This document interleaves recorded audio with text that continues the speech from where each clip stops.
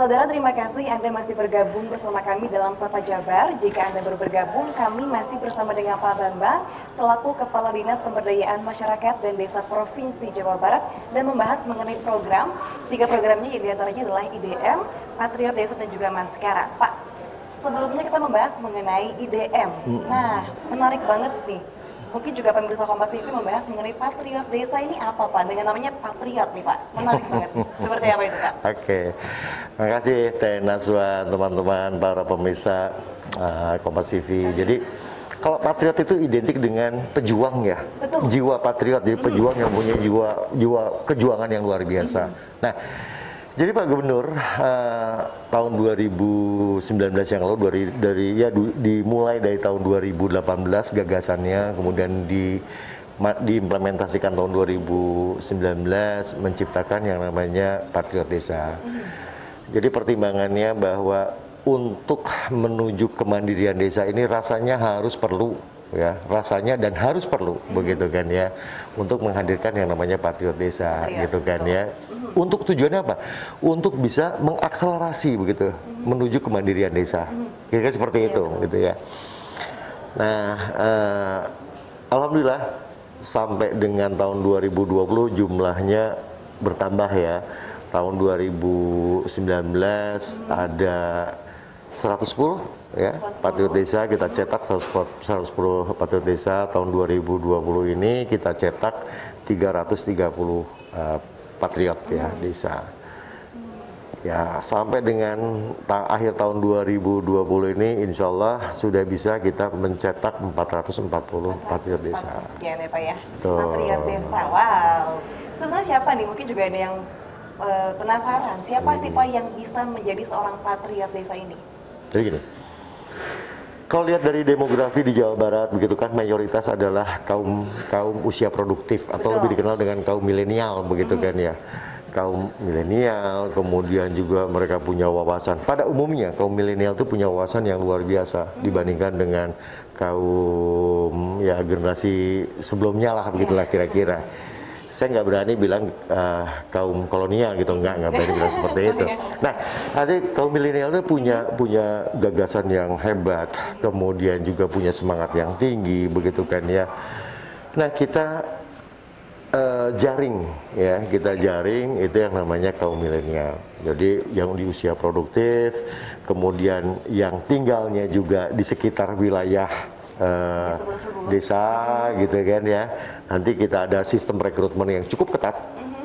Proses rekrutmennya cukup ketat sekali. Kemudian kita berikan pengetahuan. Jadi pengetahuannya itu bukan hanya saja pengetahuan dari aspek teknis bagaimana mengoptimalkan sumber daya alam, tapi pengetahuan juga bagaimana bisa berkomunikasi, bisa bersosialisasi dengan masyarakat desa, begitu kan ya.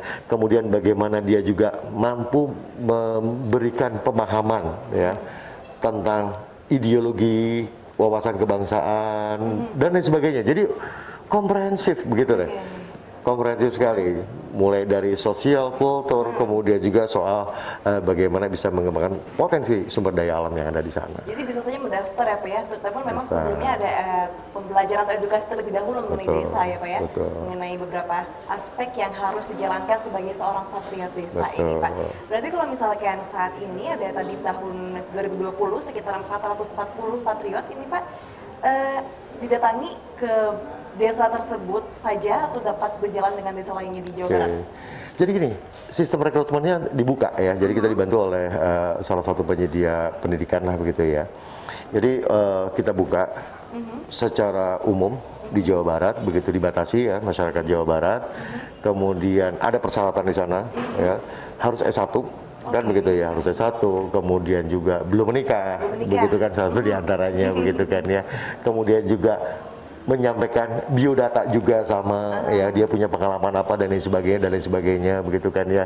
Profil nah, itu dia lah Pak profilnya ya, betul profilnya dia. Nah kemudian banyak, hampir boleh dikatakan rekrutmennya mirip-mirip kayak kita masuk perguruan tinggi negeri lah kira-kira begitu.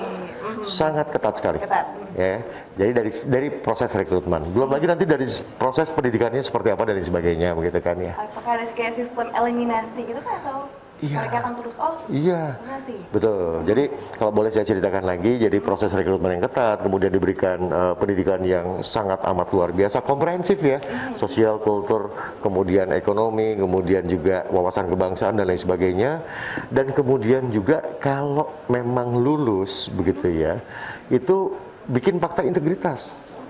Ya. Jadi bahwa selama menjadi patriot desa itu tidak boleh punya cacat misalkan, ya. Tidak boleh juga menolak untuk ditempatkan dan lain sebagainya Ya? Betul.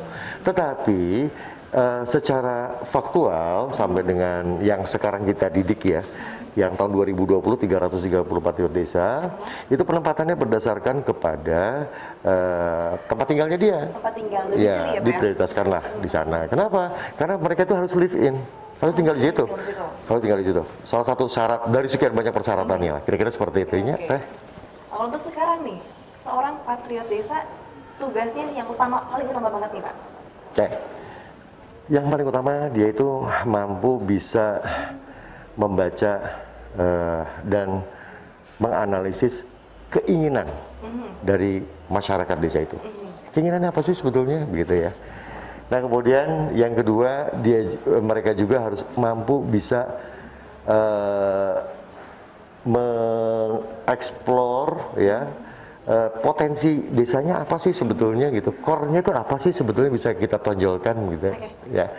Kemudian berikutnya lagi juga yang tidak kalah penting itu soal kultur, ini juga harus diperhitungkan begitu kan ya, termasuk dengan wawasan kebangsaan. Nah dari sekian banyak variabel kemudian mencoba untuk apa dianalisis oleh patriot desa, apa nih yang harus didongkrak gitu ya, dibutuhkan dari masyarakat berdasarkan desa. kepada keinginan dari masyarakat desa. Kira-kira fokusnya untuk menerima aspirasi ya Pak ya, seperti itu.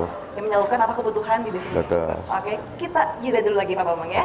Saudara jangan kemana-mana, karena sesudah jeda kami masih akan berbincang dengan Pak Bambang dan masih akan membahas mengenai desa. Tetaplah di Sapa Jabar.